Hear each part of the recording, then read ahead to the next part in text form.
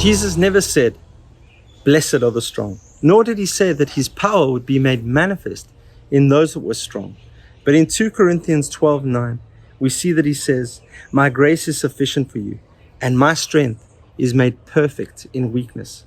And Paul goes on to say, "Therefore, most gladly, I'd rather boast in my infirmities, that the power of Christ may rest upon me." You know, the pattern of this world is so contrary to that which we've read now. From young, we're raised to be strong, to be able, capable, not to show any weakness or vulnerability.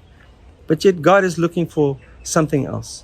We see since his first choice, when he chose Israel, this tiny nation, when he chose Gideon, when he chose David, Moses, Jeremiah, when he chose Paul, the disciples, he chose weak vessels, people you and I wouldn't first choose. In the natural, we would look for strength, ability, capability, yet God chose Gideon. He was hiding.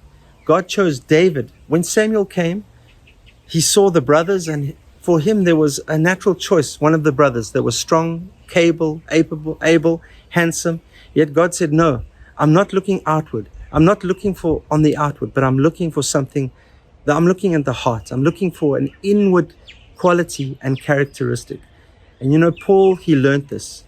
Paul, he discovered that it would be, he could boast in his infirmities. He could expose who he was. He could let people know how weak he was, because through that, it says the power of God would rest upon him.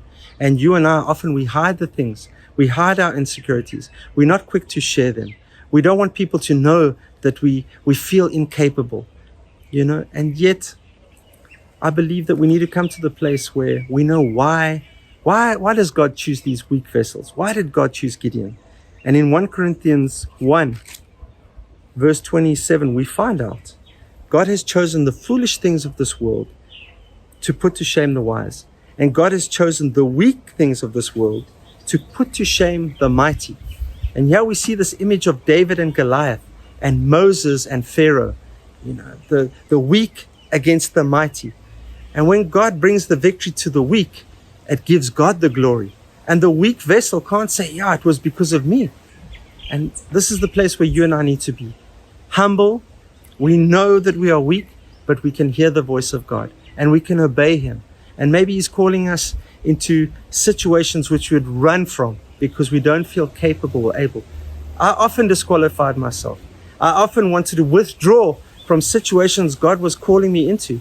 Yet when I went in and trusted the Lord, I saw his help. I saw his wisdom. I saw his strength coming. And when I left, I knew it was a David and Goliath situation, that it was God's strength that was manifest through that situation. I saw God's wisdom coming.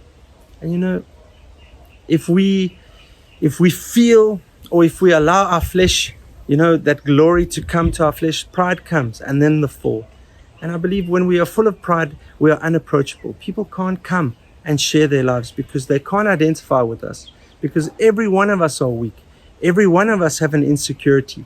And yet when we are open and we can share our insecurities, we can share who we are, it opens the door for others to come and find help. You know? So if you find yourself in a place where you feel discouraged, or in a place where you feel weak, take heart. This is where we're called to be. In a place where we can draw from the strength of God. If we go in our own strength, we'll burn out. But if we learn to trust in the grace of God, he will strengthen us and equip us to serve him in joy. God bless. Good afternoon.